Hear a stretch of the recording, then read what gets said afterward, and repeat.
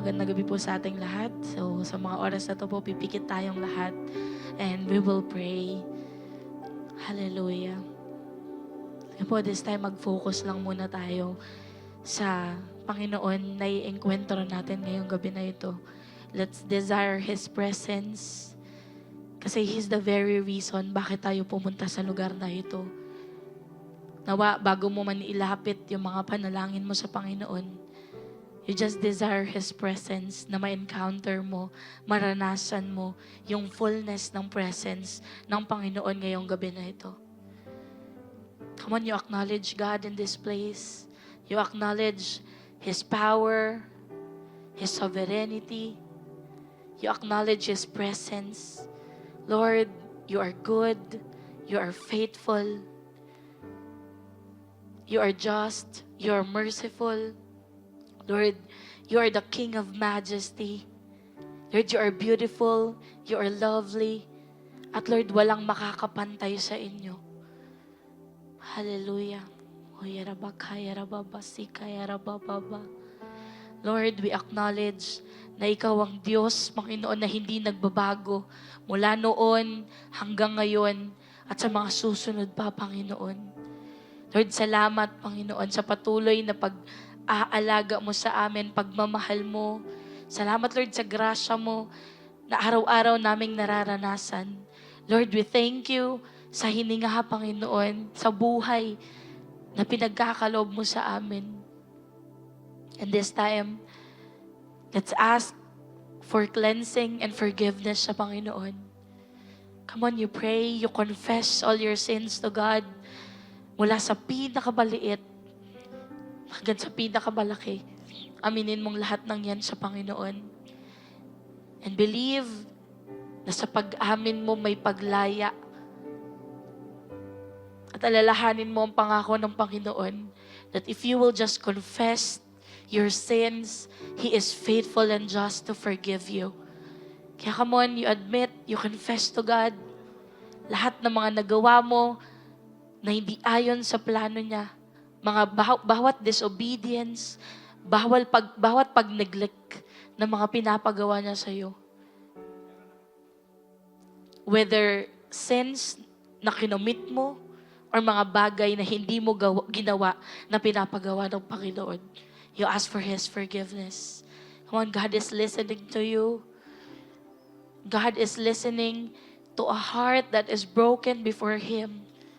God is listening to every people, to every servants in this place na may humility na umaamin ng kanilang pagkakamali.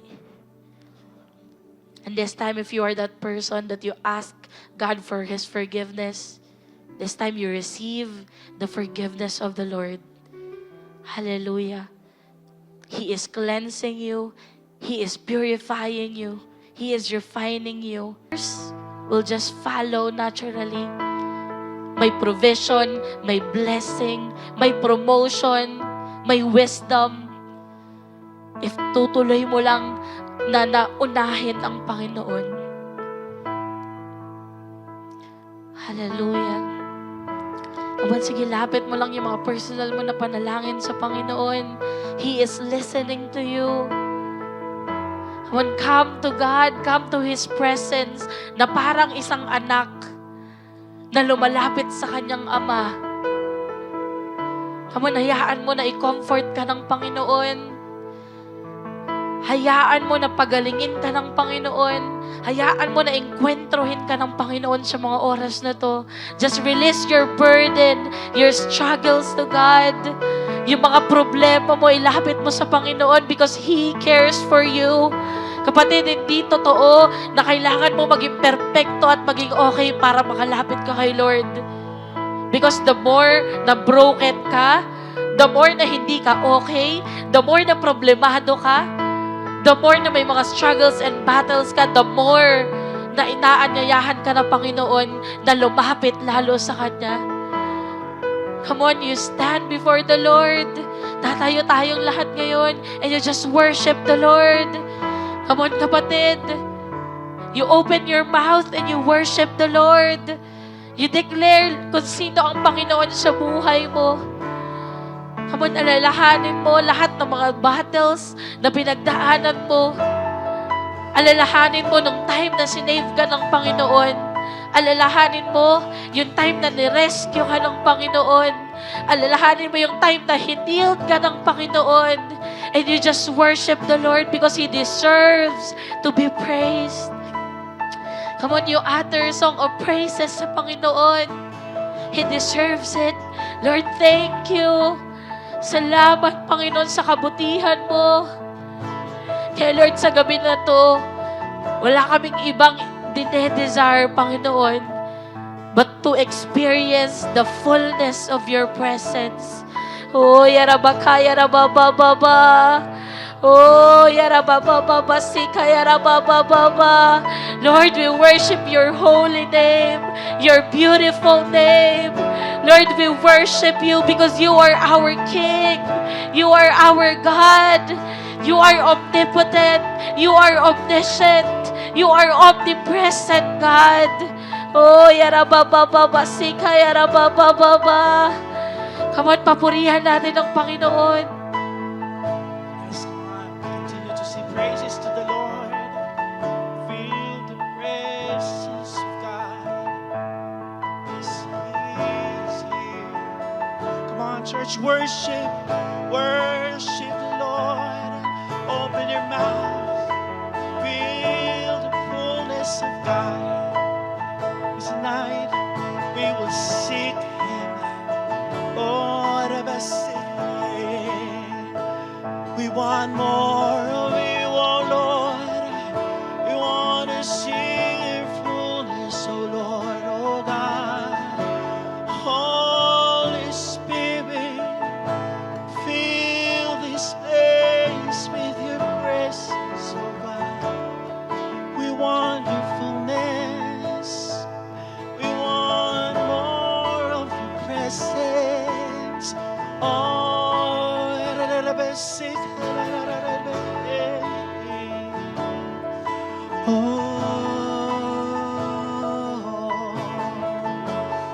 yes, oh God, worship you.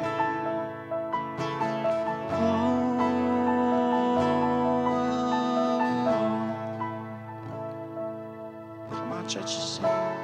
Fullness of eternal promise. Spirit in your sons and daughters. Earth revealing heaven's wonders. Spirit come. Spirit come.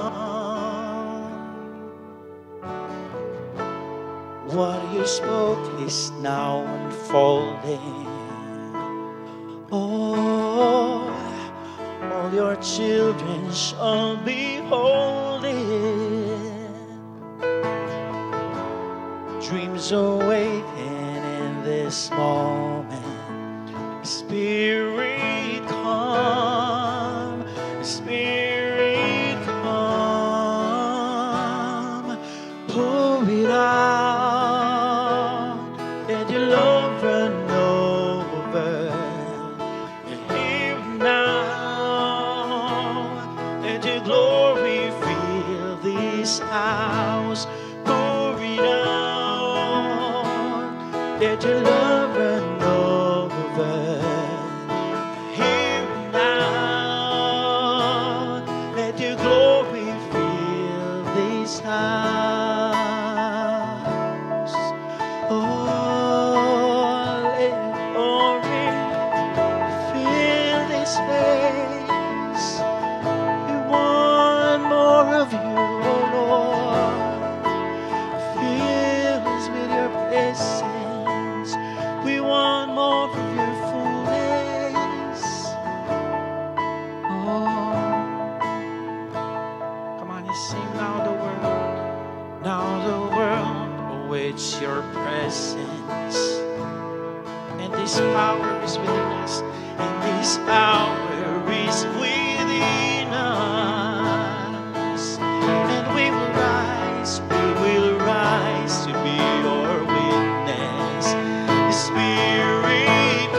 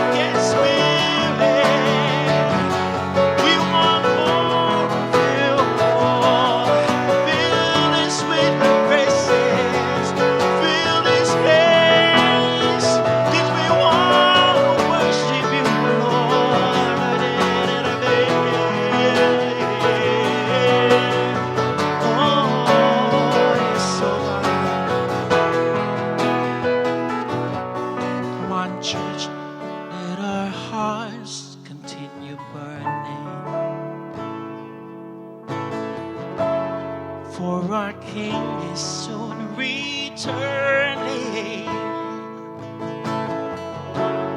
As we hold to this assurance, Spirit come, Spirit come. One more time we sing, let our hearts continue burning, let our hearts continue burning, for our King is soon returning, for our King is soon returning. As we hold to this assurance, Spirit come, Spirit come, Spirit come, oh, Spirit come, Spirit come, Spirit come, and pour it out. Let your love run over, and even now, oh, let your glory fill this house. Pour it out. Let your love run over, and even now, let your glory fill. Yes, pour it out, pour it out. Let your love run over. Oh Lord, even now, let your glory fill this house. Pour it out. Oh, let your love run down. Oh, even now, even now, let your glory fill this house. Come on, you sing tongues of fire. Come on, everybody, you sing tongues of fire. Testifying of the Son, one desire. Spirit come, speak revival. Oh, prophesy like it is done, one desire. Spirit come, tongues of fire, and testifying of the Son, one desire. Come on, you ask the Holy Spirit to come and speak revival. Prophesy like it is done, one desire. Spirit, come on, church, you declare for the last time. Come on, tongues of fire, testifying of the Son, one desire. Spirit come, and speak revival. Prophesy like it is done, one desire. Spirit come, Spirit come. Oh, Hallelujah. Sige, continue to worship the Lord. Pasalamatan mo ang Panginoon. Feel His presence tonight. Ramdaman mo yung presensya ng Panginoon, hindi lang yung physical body, but inside of your heart. Pakiramdaman mo yung tibok ng puso ng Panginoon because He's doing something in us, within us. Hallelujah. Lord, maraming salamat po. Thank you, Lord, for the strength. Thank you, Lord, sa wisdom na binibigay mo araw-araw. Thank you, Lord, sa bawat araw na nasolve namin yung mga problema namin. Thank you, Lord, sa grace na binibigay mo every time we serve, every time we wake up, Panginoon, sa umaga, na kaya pa namin magtrabaho, mag-provide ng mga pangailangan ng pamilya namin. Lord, nagagawa pa namin na mag-disciple, Lord. Thank you sa grace mo, Panginoon. Kasi nagagawa namin to nang hindi napapagod, Lord, nang hindi nahihirapan, nang hindi sumusuko. Thank you, Lord, kasi alam namin na kahit minsan there is persecutions, there is temptation, Panginoon. Merong mga bagay na humahadlang para magpatuloy kami. Pero nararamdaman namin yung presensya mo, Panginoon. Nag-overpower, Panginoon, sa kung ano man yung pinagdadaanan namin. Lord, maraming salamat. Because you have the opportunity, Panginoon, to worship you. You have the opportunity, Panginoon, na mas makilala ka, to dig deeper in your presence, to soak in your presence, Lord, freely, without hindrances, Panginoon. Walang nanguhuli sa amin, Panginoon. Lord, freely nakakataas kami ng kamay. And I pray, Lord, tonight, give us a heart na willing, Panginoon, na ibibigay yung buhay, yung puso, Panginoon, sa Diyos na deserve ang worship, Panginoon. Maraming salamat, Lord. Itinataas ka po namin, Panginoon. We give all glory, we give all praises in Jesus' name. Amen and amen. Magandang gabi po sa ating lahat. Ayan, palakpakan po natin si Lord. Hallelujah. Ayan, kung sino pong gustong lumapit dito, pwede po. Ayan, yung mga kabataan talaga dyan, no? Ayan, punta na lang po kayo dito sa harapan. Ayan po. Alam ko mga obedient po yung mga Christian. Tagalay Church, tama po ba? Obedient po ba? Ayan, tatayo na po sila. Punta po kayo dito, oh. Ayan. Mahirap po dito maginaw. Tatlo lang sila, isa-isa lang po sa upuan. Ayan. Tatayo na talaga si Camilo. Ayan. Sige, huwag ka na palakpakan natin si Lord habang tumatayo sila. Ayan, sa harapan. Hallelujah. Sino rito, blessed na blessed siya sa worship pa lang? Sino rito, every time nag-worship siya talagang na-empower siya? Amen? And I believe na tonight, ma-empower tayo, hindi lang sa worship, pero as a intercessor and as a witness of God. Amen po? Pero I have a question. Sino po dito naranasan niya ng mag-witness? Mag-witness sa classmate mo. Sino rito nung high school ka, elementary ka, nung may binubuling classmate mo, tapos may tawag sa guidance. Tapos isa ka dun sa witness na siya yun ang bully. Meron na ba rito? Meron ba dito? Oh, tinakot ka, huwag mo testimony dyan, huwag mo witness dyan. Or, witness ka sa isang cheating sa classroom nyo. Sinabi mo ba yung totoo? Hindi. Ayan. Or, witness ka sa isang kasal. Marami pa naging witness dito sa kasal. O, lagi na siyang bridesmaid. Talaga siya na yung pambansang ninong. Di ba, Tatay Mike? Ayan, happy anniversary po sa inyo. O, sino naman dito naka-witness na siya sa, nag-witness na siya sa court? Hindi po sa basketball court. Ayan. Alam ko maraming player dito. Yung sa court po, yung mag-testify ka na itong tao na to talagang masama or mabuti siya. Meron po ba dito? Napunta na po sa Justice Hall? Meron na. Amen. Meron po ba dito nag-witness na siya during election, yung mga teacher dyan? Alam niyo po ba, nung kami ay, nung election, yung mga teacher po na nasa harapan, nilalakasan po yung boses nila every time na tinatawag yung pangalan nyo. Alam niyo po ba kung bakit? Para makarinig po or marinig po ng mga witness na yung boboto, siya talaga yun. Yun po yung purpose nun. Hindi po para ipagsigawan yung pangalan nyo, pero para malaman na yung boboto na yun, ikaw talaga yun. Hindi ka fake. Okay? So, yun po yung mga witness. And you know what? Ano ba talaga ang witness? In legal context po, a witness is someone who sees an event. Usually po yung crime, accident. Ayan. Ang tawag po dyan is a legal context. Ibig sabihin, pupunta ka ng court para mag-testify ka, witness yon. And that is a legal context. Meron po ako dyan mga picture. Ayan. Okay, in general use naman, to witness something means to see or experience it happening. For example, na-witness mo na yung sunset, yung sunrise. O, witness po yon. Meron naman po in official or ceremonial, a witness may be someone who observes and confirms a formal process like wedding.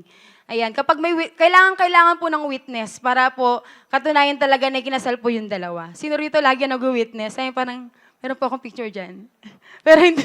Ayan. So, next po is witness naman in a religious context. So, meron din po tayong tinatawag na witness in a religious context. Ito naman po is, a witness can mean someone who publicly shares their testimony or shows their faith in Christ. Ibig sabihin po, testifying about your faith in Jesus Christ, or sharing what God has done in your life. Yun po is pagiging witness ng Panginoon.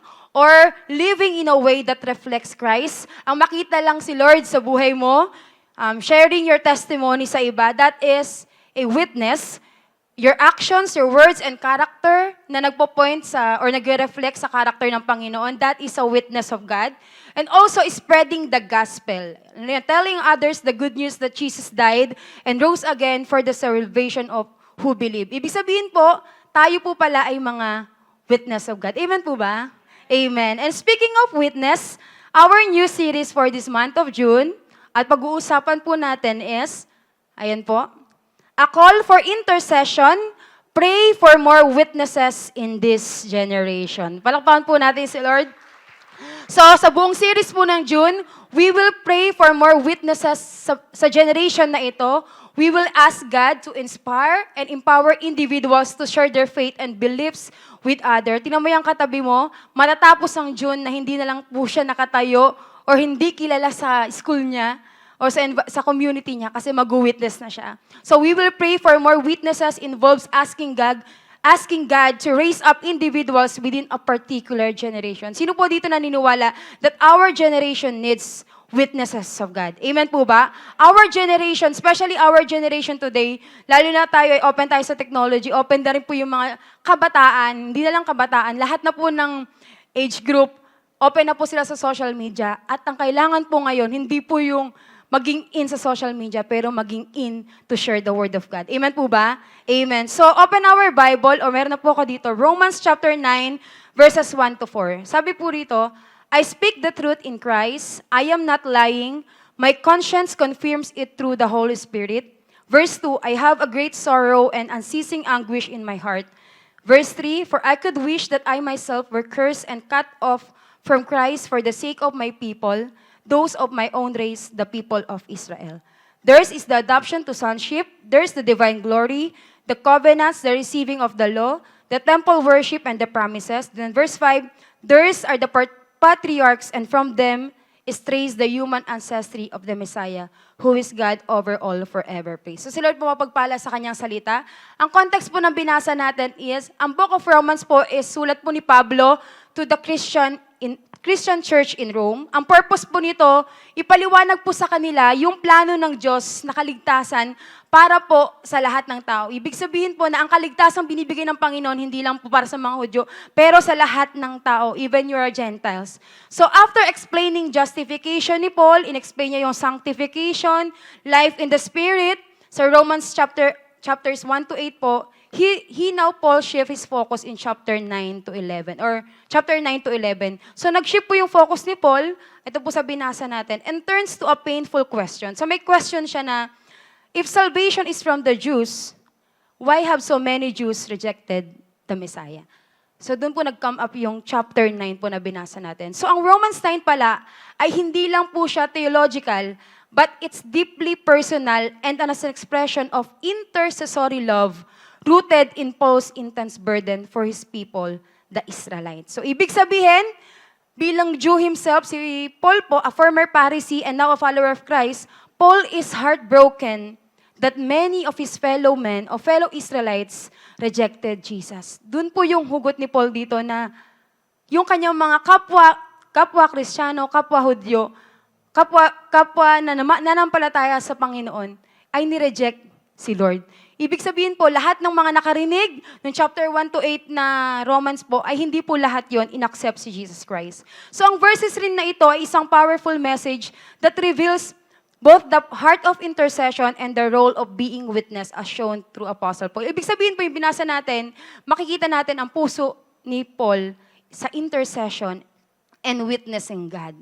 So ako po naniniwala na bago po tayo tumawag ng intercessor o bago tayo tumawag or mag-pray ngayon ng mga witnesses na tatayo for this generation, dapat tayo muna. Tama po ba?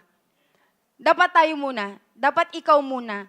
We must first become intercessors and witness ourselves bago tayo manalangin at maghanap ng tatayo para sa generation na to. That's why po our title at pag-uusapan natin, a heart that intercedes and witnesses. Pusong nananalangin at nagpapatotoo. So, two expressions of Paul's heart in Romans 9:1-4. Una po, a heart to intercede. Unang puso ni Pablo, a heart to intercede. Bakit ko po nasabi? Because he grieves for the lost. Sabi po sa verse, I speak the truth in Christ. I am not lying. My conscience confirms it through the Holy Spirit. I have great sorrow and unceasing anguish in my heart. So si Paul po, nag-umpisa siya sa affirmation of honesty na sinasabi niya kay Lord, or meron ba siyang integrity na, sige, sa pangalan ng Panginoon, sa pangalan ni Holy Spirit, sobra akong nasasaktan. Sobrang nag-grieve yung puso ko para sa mga to na nireject si Jesus Christ, na nireject ang Messiah. It's like saying that I am telling you the absolute truth and God knows my heart, nasasaktan ako ngayon. So ano po yung truth na pinapahatid po ni Paul dito? Paul reveals emotional burden that he carries. Isipin nyo na lang po yung isang tao na sobrang problemado. As in, bit-bit niya lahat yung problema. Pero yung kay Paul naman, bit-bit niya lahat yung sakit na nararamdaman niya na yung mga kapwa niya Israelites, yung mga kapwa niya mga Hudyo, yung mga kapwa niya nanampalataya, nireject si Jesus Christ. Grabe po, no? Ang great sorrow po dito in Greek is dopei. Ibig sabihin po, grief, pain, sorrow, as in para po siyang namatayan. Yun po yung ibig sabihin ng great sorrow. At hindi lang po siya namatayan. Hindi lang siya nasaktan. Pero yung pain po dito is walang katapusang sakit. Walang ending na sakit. Walang katapusang sakit ng puso. He is heartbroken and deeply pained, not for just himself, but for his fellow Jews who have rejected Jesus as the Messiah. Ibig sabihin, hindi lang siya momentary na nasasaktan lang siya. For example, itong araw na to nasaktan ako kasi nakita ko tong kapwa ko na nanampalataya na umalis kay Lord. Pero bukas hindi ka na masasaktan. Hindi ganun yung pakiramdam niya. Ang pakiramdam niya is paulit-ulit siyang nasasaktan kasi nakikita niya yung kapwa niya Kristiyano na nireject si Lord, na lumayo at nagrebelde kay Lord. Or nakita niya yung mga kapwa niya sa paligid niya na patuloy na nire-reject at nagrebelde kay Lord. Ganun po yung pakiramdam ni Paul. Unceasing anguish, a constant grief. Pangalawa po, bakit ko po nasabi that he intercede? He is willing to intercede sacrificially. Sabi po sa verse 3, "For I could wish that I myself were cursed and cut off from Christ for the sake of my people, those of my own race, the people of Israel." Ito po yung nakakashock na part po dito. That Paul is saying that if it were possible, kung posible lang, he would be willing to be accursed and cut off from Christ. Ibig sabihin po, parang sinasabi ni Pablo na kung pwede lang na hindi na ako masave, para lang masave ka. Kung pwede lang na hindi na lang ako yung makasama sa langit, makasama ka lang sa langit. Ganun yung sinasabi ni Paul dito. But of course, Paul knows this isn't how salvation works. Hindi pwedeng mag-trade tayo ng salvation. Pero ang sinasabi niya, he uses this language to express the depth of his love and intercession. Pinaparamdam niya sa atin kung gaano kalalim yung puso niya, yung grief niya, yung sakit ng puso niya para sa mga taong wala sa Panginoon. That I would give up my own salvation if it meant they could be saved. Grabe, no? Kung pwede lang mawala na yung sa akin, sa'yo na lang. That kind of love reflects the same heart of Moses. Nung sinabi niya na, Lord, wag mo na akong isama. Wag na lang ako, basta kasama sila. Like the heart of Jesus, na nag-bear ng curse para sa makasalanan. Makasalanan tayo. Ganun yung puso ni Paul. So ano pong sense nito sa atin? Ibig sabihin po, pinapakita kung ano talaga ang puso ng isang intercessor. Tingnan mo yung katabi mo. Tingnan mo yung katabi mo. Or tanungin mo yung sarili mo, intercessor ba ako? Siyempre, intercessor tayo kasi nandito tayo sa prayer works. Ibig sabihin, pinapakita ano talaga ang puso ng isang intercessor. Na ang puso ay ang makita ang totoong kinalalagayan ng mga tao na wala pa sa Panginoon. Puso na tayo mismo, nararamdaman natin kung gaano kasakit, nararamdaman mo kung gaano kahirap, at nararamdaman mo kung gaano kalunos-lunos yung kalagayan ng mga tao wala pa sa Diyos. Ibig sabihin po, ang isang tunay na may puso para manalangin sa iba, yung tipo pong darating sa point na ikaw mismo nasasaktan na, makita mo lang sila. Iiyak ka na lang kasi nakikita mo yung magulang mo na hindi nakakilala kay Lord. Ikaw, sobrang araw-araw ka talaga, halos sa church ka na, pero yung magulang mo hindi pa nakakilala kay Lord. Yung parang yung feeling is, nakikita mo pala yung magulang mo, umiiyak ka na. That is the heart of intercessor. Ikaw mismo, hindi ka mapakali sa sobrang sakit na nararamdaman mo, na makita mo yung mga tao sa paligid mo, nagre-rebelde at disobedient sa Panginoon. Nararamdaman mo yung hopelessness ng generation na ito, na walang alam at hindi kilala si Lord. Minsan po ba naranasan nyo na yung nahiya ka minsan magsabi about ng Word of God kasi parang feeling mo hindi nila maintindihan? Minsan po sa school, kapag minsan sabi akong mga, syempre, as a teacher, i-include mo sa lesson mo yung about kay Lord, pero minsan tanongin mo yung mga karakter sa Bible, hindi nila alam. At nakakalungkot po sa part namin. Nakakalungkot sa part na, grabe no, ganito na pala yung generation ngayon. Hindi nakilala si Lord. Yung hindi ka lang nananalangin based sa data or survey na, hoy, need natin ipag-pray to. Kapag umpisa, kailangan, ito na yung kompletong pag-pray natin ha. Hindi ka lang nakabase sa data, pero nailalagay mo yung sarili mo sa kinalalagyan ng mga kabataan na nag-suicide. Nakita mo yung sarili mo sa mga kabataan na naagang nag-aasawa pero hindi nakilala si Lord. Meron po dyan, dahil sa peer pressure, nag-suicide, depression. Ano pa po? In a worse situation po, nare-rape po sila ng di nila kagustuhan.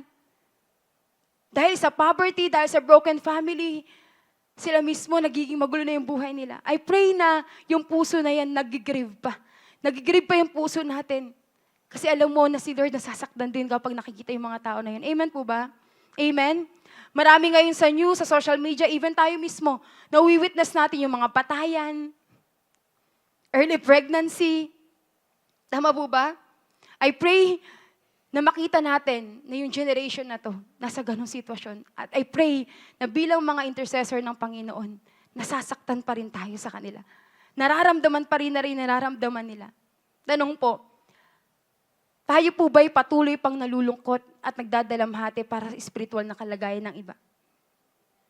Tanungin nyo nga po yung sarili nyo, nalulungkot ka pa ba kapag nakita mo yung pamilya mo na wala kay Lord, yung kaibigan mo, yung community mo, pati na yung generation na to? May puso pa ba tayo sa loss o tayo pa mismo naging manhid na at wala nang pakialam? Nakapagsakripisyo pa ba tayo ng sarili nating comfort, kagustuhan, or slot para maligtas yung iba, para mapag-pray yung iba? Kahit 5 minutes, 10 minutes lang ng oras mo. Dumating na po ba tayo sa punto ng prayer life natin na sa tindi ng heart mo sa loss, sa pamilya mo, sa next generation, nasabi mo, Lord, kahit alisin mo na ako sa listahan, basta masave lang tong tao na to.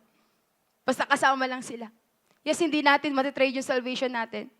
Pero we can pray, we can encourage. Tama po ba? Pwede natin lapitan yung mga tao na yun.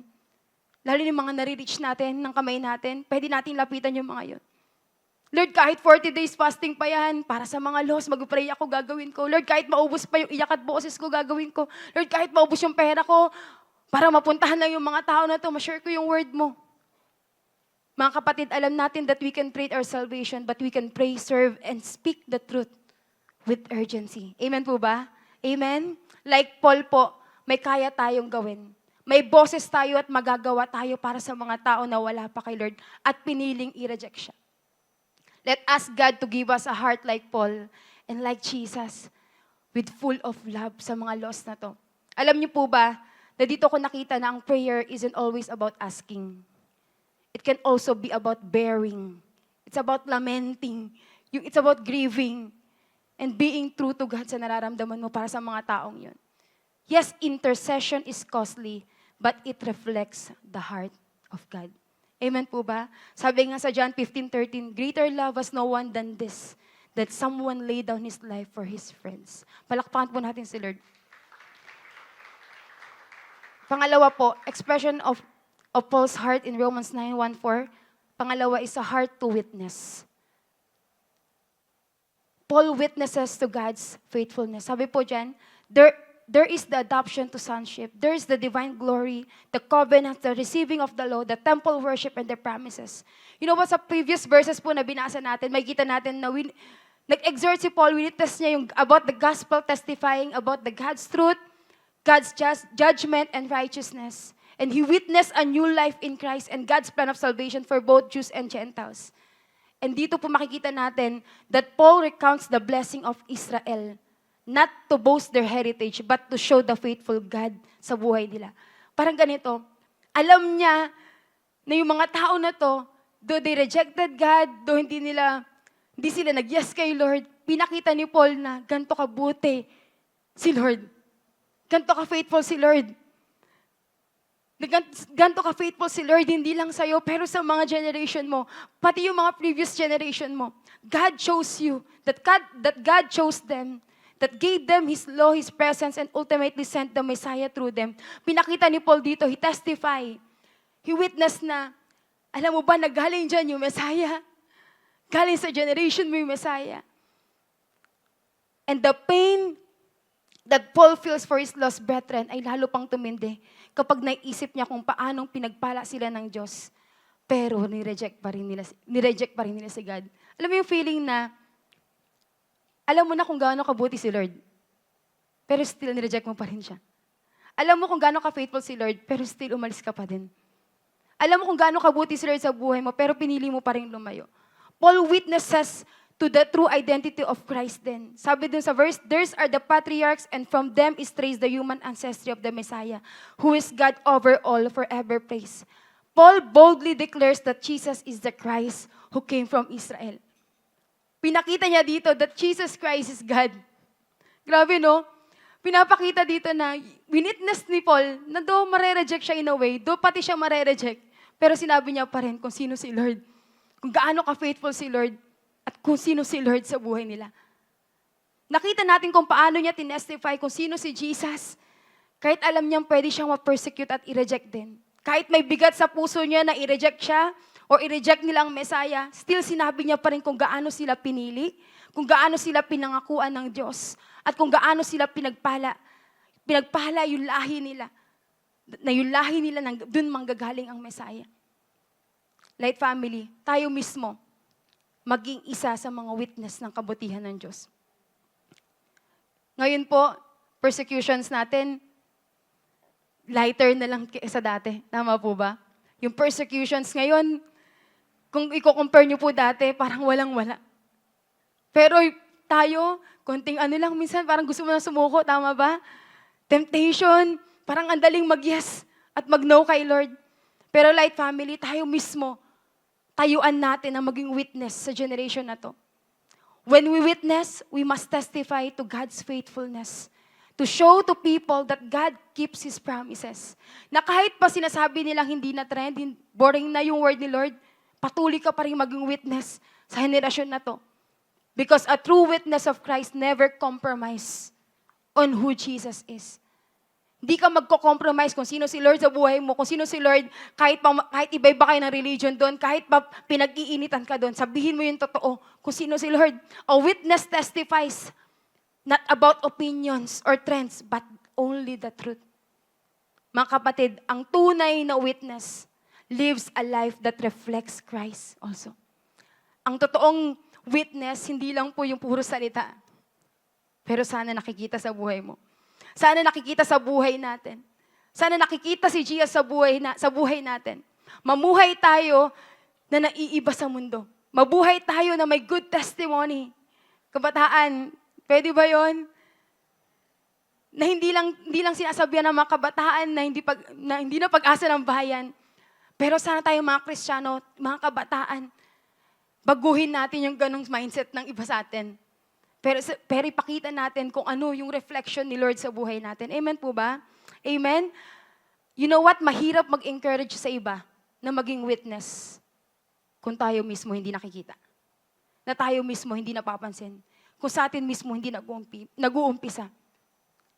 Itigil na po natin yung nakasanayang routine natin na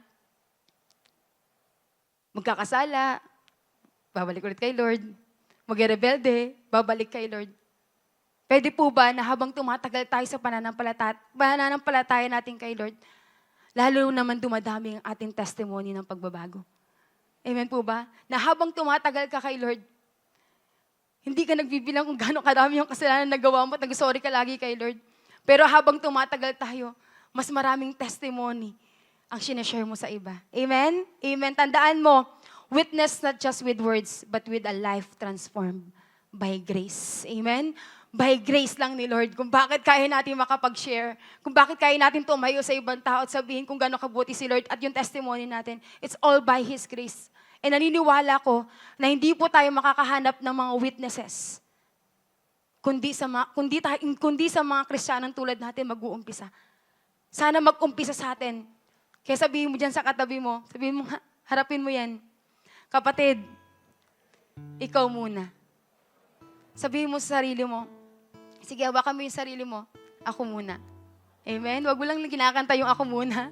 Pero sana sabihin mo din kapag about witnessing God, ako din. Ako muna.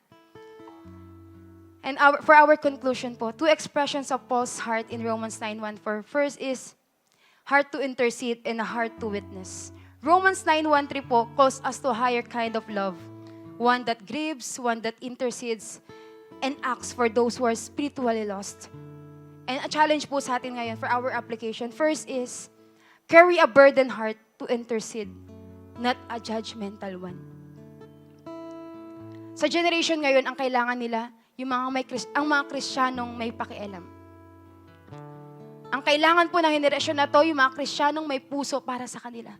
Hindi para i-judge sila. Hindi para markahan sila. Hindi para sabihin ito sila. Mga mali mo, ganyan-ganyan.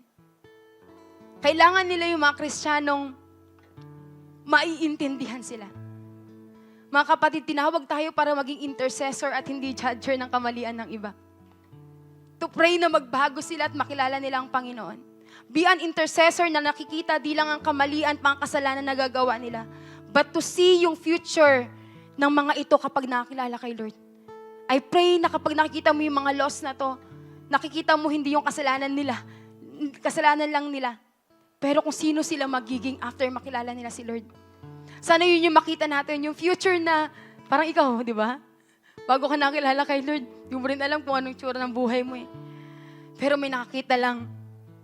Amen? May nag-pray lang sa'yo. Like Paul who was enemy of God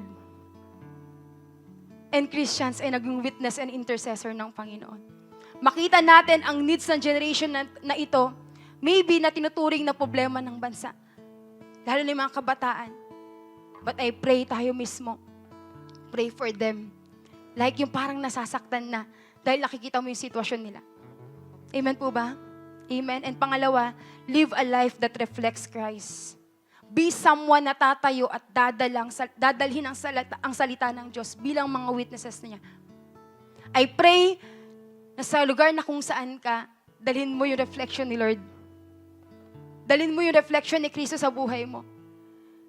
Yes, kabataan ka man, magulang ka man, tinawag tayo ng Lord to share God's word. Pero I pray na makita yung testimony sa buhay mo. Makita si Kristo na kapag nakita ka, grabe, alam mo maniniwala sila sa'yo. Kasi yung buhay mo may pagbabago. And please lang po, prayer ko na habang tumatagal tayo sa pananampalataya natin, mas lalo natin maging katulad si Kristo. Na sana mas lalo tayo maging katulad niya, tayo magmahal, tulad ng pagmamahal ni Christ. Maging katulad natin siya kung paano siya maglingkod, paano siya sumunod. You are chosen to reflect Christ to the world. Amen po ba? Hindi ka lang para dyan sa sulok, pero para ipakita mo yung liwanag ni Kristo sa mundong ito. Na maybe madilim na para sa iba, but because of God, because of Jesus Christ, magiging maliwanag to. Amen po ba? And dahil sa'yo, gagamitin tayo ng Panginoon. Amen? Palakpakan po natin si Lord. Alam niyo po ba na in a court o sa isang korte po, a witness is someone who gives testimony based on what they have seen, heard, or experienced firsthand. Na-witness mo firsthand. Witnesses are sworn to tell the truth. Kasi mga ako dyan, nasasabihin mo lahat ng katotohanan. And yung kredibilidad mo bilang ikaw, bilang namumuhay na tao, ay may bearing din sa mga judge dun sa testimony mo, kung sino ka talaga. At kung ang saksi ay magasabi ng totoo ng malinaw at may buong tapang, ang kanyang mga salita ay maaring maghatid ng justice sa iba. Ngunit kung siya'y mananahimik o magsisinungaling, maaring maparusahan ng walang sala o makalaya ang tunay na may sala. Ano ibig sabihin? Like us mga Kristiyano, mahalaga ka bilang witness para ipatotoo sa iba kung sino si Lord. Amen? Staying silent or distorting the truth could leave others in confusion. But when we speak boldly and truthfully about what we have seen and experienced kay Lord, it can lead others to life and freedom. Pwedeng yung ikaw mismo, makakaranas yung ibang tayo para mapalaya, para magkaroon ng buhay. Alam niyo po ba na after ma-encounter ni Paul si Jesus sa Damascus, he truly lived as a faithful witness of God. An intercessor ng salita sa pamumuhay at hanggang kamatayan. Hindi siya namuhay para sa sariling kaginhawaan lang, kundi upang ipakita kung sino si Kristo at tuparin ang kanyang pagkatawag. Sa pamamagitan ng kanyang pagsunod sa mga sinulat niya, patuloy siyang naging saksi at witness kung gaano kakapangyarihan ang Panginoon sa buhay niya. Sinong mag-aakala po, no, na ang dating persecutor becomes intercessor and a witness of God. Palakpakan po natin si Lord. Hallelujah. Like Paul, I believe tayo rin po, gagamitin ng Lord para maging intercessor at witnesses ng Panginoon sa generation na to. Amen po ba? Naniniwala po ba kayo doon? Amen. Sige po, as we close our eyes, sige, pikit natin ang ating mga mata.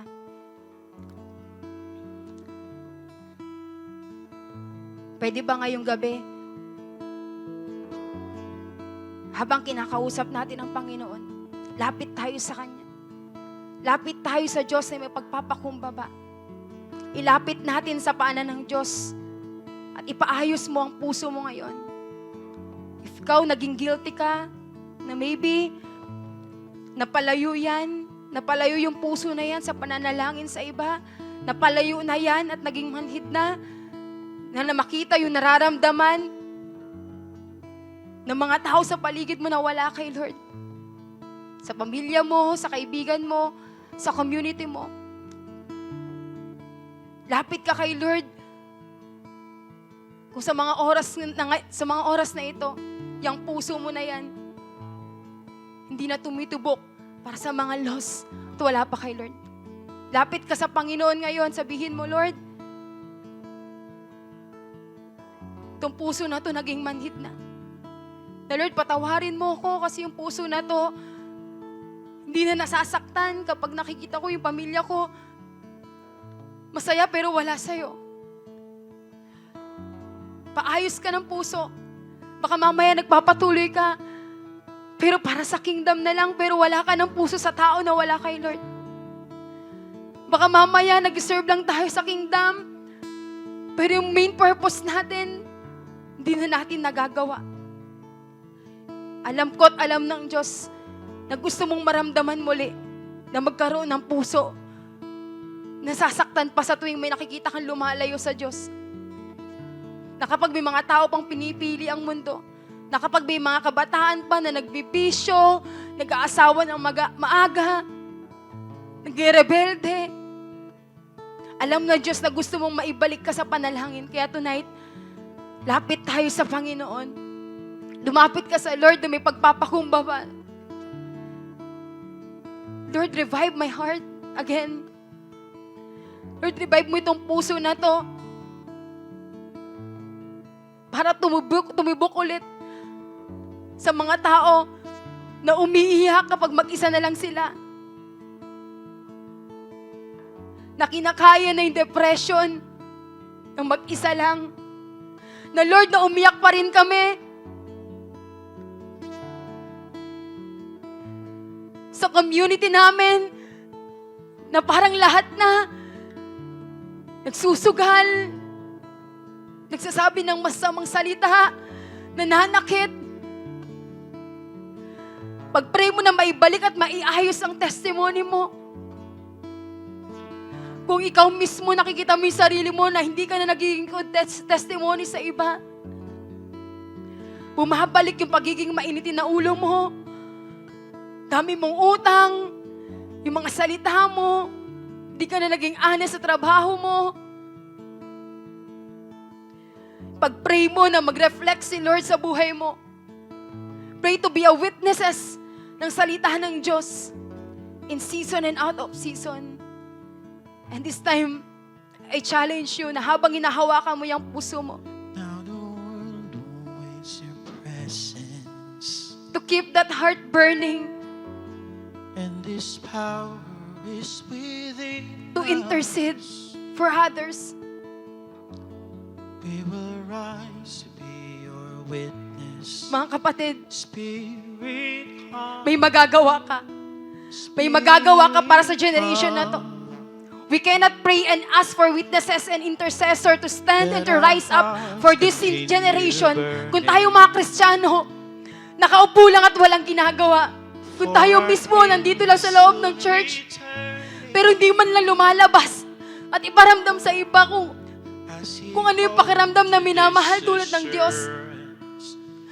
I challenge everyone na habang hinaawakan mo yung puso mo, na you pray to God, Lord, I pray na keep mo tong heart na to burning to intercede, maging witness ng henerasyon na to. For our King is soon returning. Hawakan mo yung puso mo. Behold, sabihin mo, Panginoon, ibalik mo po yung puso ko na maging tapat. Isang pusong hindi makasarili, kundi palagi nagdadala ng panalangin para sa iba. Lord, turuan mo po itong puso na to na manalangin ng may sakripisyo, na kahit pagod na, kahit maraming ginagawa at may sarili ng pinagdadaanan, ay pipiliin pa rin lumuhod sa kapwa niya, sa kapwa ko. Bigyan mo po itong puso na to na kayang ipaglaban yung espiritual na buhay ng iba. Habang hinahawakan mo yung puso mo, pray na linisin mo, Lord, yung puso ko at ayusin mo yung aking buhay upang maging patotoo kung gaano kakabuti sa iba. Lord, na maging maliwanag o maging liwanag, Panginoon, sa iba. Tayaan mo, Lord, na makita sa buhay ko. Hindi ako, Lord, pero Ikaw. Nawa yung bawat araw ng buhay mo maging salamin si Lord. Na si Lord ang makita. Na Lord, habang hinahawakan mo yung puso mo, Lord, palakasin mo tong puso na to. Na kahit sinisiraan, pine-persecute, may tumututol man or umuusig sa akin, patuloy pa rin ako magsisilbi at magiging good testimony, magiging witnesses, magiging intercessor ng mga tao sa paligid ko. Lord, nabuksan mo po yung mga mata ko upang makita yung pag-asa ng generation na to. Mga kapatid, walang ibang tutulong sa generation na to kundi ikaw, mga Kristiyano. Tayo, mga Kristiyano, na nakaranas ng pagmamahal ng Panginoon. So ikaw mismo, you have to stand up and raise up. Stand in your faith. At sabihin mo kung gaano kabuti si Lord sa generation na to na walang hiya, na hindi ka na nahihiya, na hindi natatakot. Kasi alam mo may gagawin si Lord sa buhay ng mga tao na yon. Na may gagawin si Lord. Kahit sila mismo hindi nila nakikita, mayroong pang pag-asa. Pero ikaw mismo lalabas ka rito na may puso na magiging witness at intercessor. Yarabasika yarababababa. Yarabasika yarababababa. Yarabaka yarabasika yarababababa. Yarabasika yarababababa. Yarabasika yarababababa. Yarabasika yarababababa. Yarabasika yarababababa. Magsisimula sa atin, sa ating mga nakakilala kay Lord, ang pagbabago. Magsisimula sa atin. Yung pagbabago ng mundong ito, ng mga henerasyon na to, through your heart to intercede and witness kung gaano kabuti si Lord. Sige, habang nakatayo ka o nakaluhod ka, pwede bang ipag-pray mo? Ikaw mismo, yung henerasyon na to, pray for them. Pray for them na mawala na kung anumang kasalanan at dulot ng enemy sa kanila. Temptation na nararanasan nila.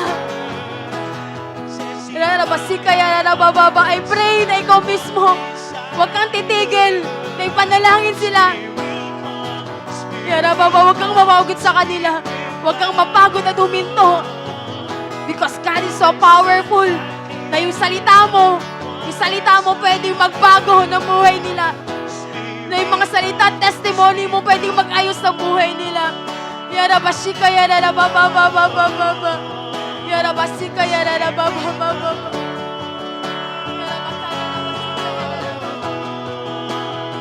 Yarabashika yarababababa. Yarabashika yarababababa. Kaya habang nakatayo tayo, raise up your hands. Kaya taas mo yung kamay mo. And saying, sabi mo kay Lord, magiging witnesses ako ng mundong ito. Ng city ko, ng country ko, ng lugar ko, ng work ko, ng community ko. Kung saan mo man ako nilagay, Lord. Lord, hindi lang ako design sa lugar na yun, Lord. Lord, hindi lang ako tambay sa lugar na yun. Pero ipapakilala ko kung gaano ka kabuti, Lord. Lord, ipapakilala ko kung gaano katindi yung pagkabagong binibigay mo sa mga taong lalapit sa'yo. Yarabashika yarababababa. Hayarababababa. basika yarara baba baba. Yara baba baba baba. Ayara bahara basika yarara baba. Ayara bakaya yarara baba baba. Yara baba basika yarara baba baba. Yara basika yarara baba baba. May ginagawa si Lord sa puso mo. At may ginagawa din si Lord sa henerasyon na to. At kailangan kanila. Yara baba baba. Keep that heart burning. Keep that heart burning to intercede. Keep that heart burning to witness. Yara basika yara baba baba baba. Yara baba baba baba. Hindi mo naranasan si Lord para magkulong ka lang sa simbahan. Pero naranasan mo si Lord para umabot ng mga kaluluwang wala pa kay Lord. Yara basika yara baba baba. Yara basika yara baba baba. Yara basika yara baba baba. Yara basika yara baba. Yara basika yara baba baba. Yara makayara basika yara baba. Yara basika yara baba. Yara baba baba.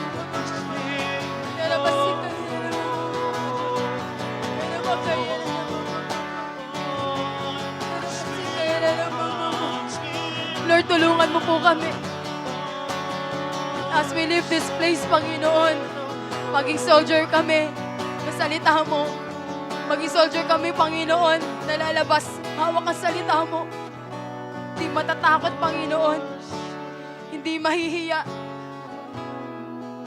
Hindi mahihiya, Panginoon. Nagpakilala ka, Panginoon.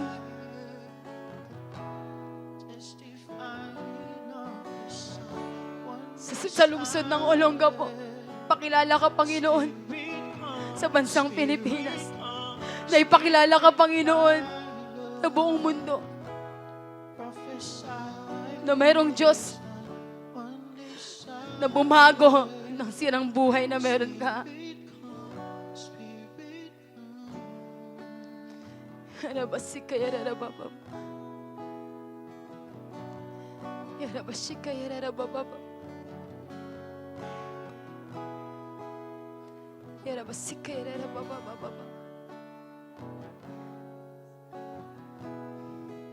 I know na inayos na ng Lord ang puso natin. Binago na yan ng Lord. Maapoy na yan. Umaapoy na yan. Para ipanalangin ng iba. Para maramdaman yung kinalalagayan ng iba. Kaya this time, okay, as we continue to pray,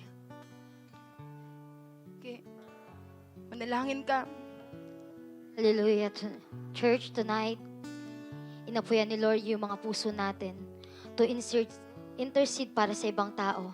Kaya ngayong gabi, as an application, ipapanalangin natin sila. Patuloy po tayong magpakumbaba sa Diyos at sa mga oras na ito, ilalapit naman po natin sa Kanya ang ating bansa, ang bansang Pilipinas. Kaya nga, natutunan natin last month, bilang isang simbahan, hindi po tayo mapapagod na ipanalangin ang ating bansa dahil kumikilos at may ginagawa ang Diyos sa bawat panalangin natin. Let's pray for our national government.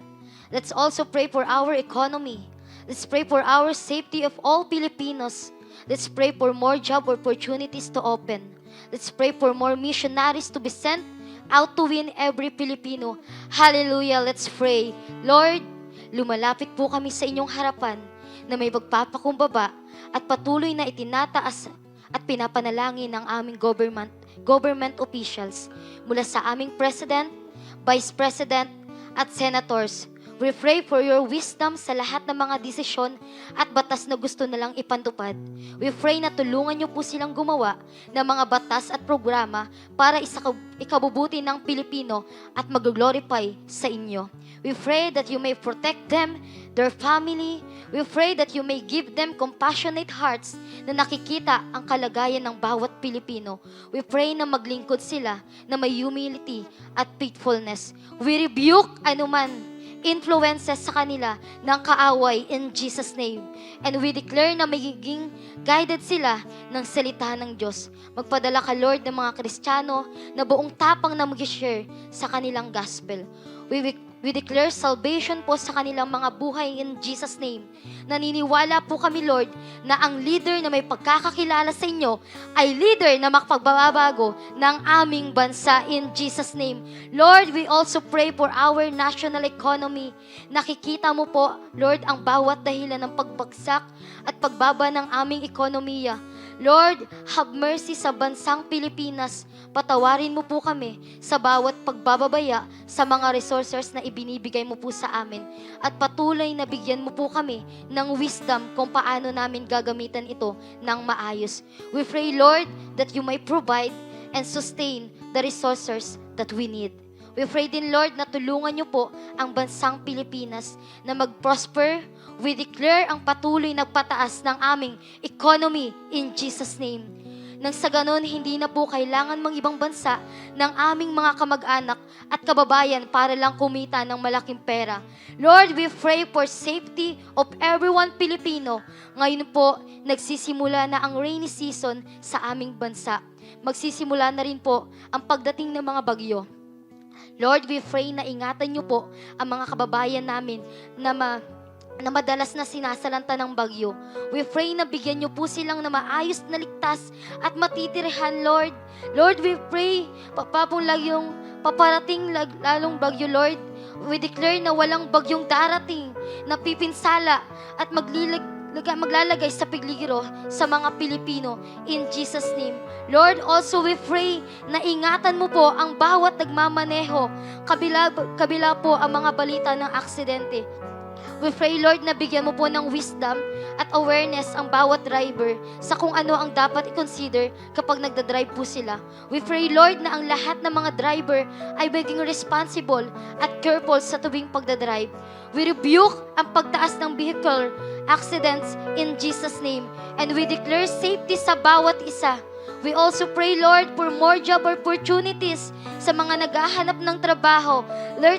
Let there be job opportunities sa kanila in Jesus' name. Lord, mag-open ka pa po ng mga businesses and establishments upang marami pa po ang mabigyan ng trabaho. Lastly, Lord, we pray for every Christian's missionary sa Pilipinas. We pray for boldness and courage na magpatuloy sa pag-evangelize. We pray, Lord, na mag-raise up ka po ng mga evangelists na mag-share ng gospel in and out of season, mga missionaries na abot sa bawat sulok ng bansa at hindi manghihinawa na i-share si Kristo sa bawat Pilipino. We pray that may you empower and strengthen, Lord. Lord, patuloy po naming tayuan ang pagkakatawag mo po sa amin hanggang sa muling pagbabalik mo, Ama. Hallelujah. Lord, we pray, Lord, ang aming church. Let's continue to pray. This time we pray naman po for our city of Olongapo, o kung saan city ka man nilagay ng Panginoon. Let's pray for our local government officials. Let's pray for campuses, workplaces, and businesses. Let's pray for Christian churches. Lord, we pray for our mayor, vice mayor, councilors, and barangay captains. We pray for wisdom sa bawat leaders namin, sa bawat paglilingkod at pagdidesisyon sa kanilang gagawin. We pray for your protection. Ingatan mo po sila sa lahat ng kanilang mga gagawin. We pray na sila po ay maglingkod na may katapatan. Lord, we rebuke any spirit of corruption in Jesus' name, and we declare transparency and good governance sa kanila. Lord, we pray for every campus dito sa Olongapo. We pray na patuloy ka pong gamitin. At Lord, gumamit ng mga youth missionaries na aabot ng mga kapwa nila kabataan. Lalo na po ngayong magpapasukan. Lord, we pray more youth missionaries na sasamantalihin at hindi sasayangin ang oras sa pag-stay nila sa campus para mag-share ng iyong gospel. Lord, we pray na kumilos ang bawat Kristiyano at hindi pumayag nagragraduate at aalis lamang po na walang iwiwin sa iyo. Lord, we declare that this coming school year may mag-i-establish na campus-like group in Jesus' name. Lord, we also pray for workplaces dito sa Olongapo.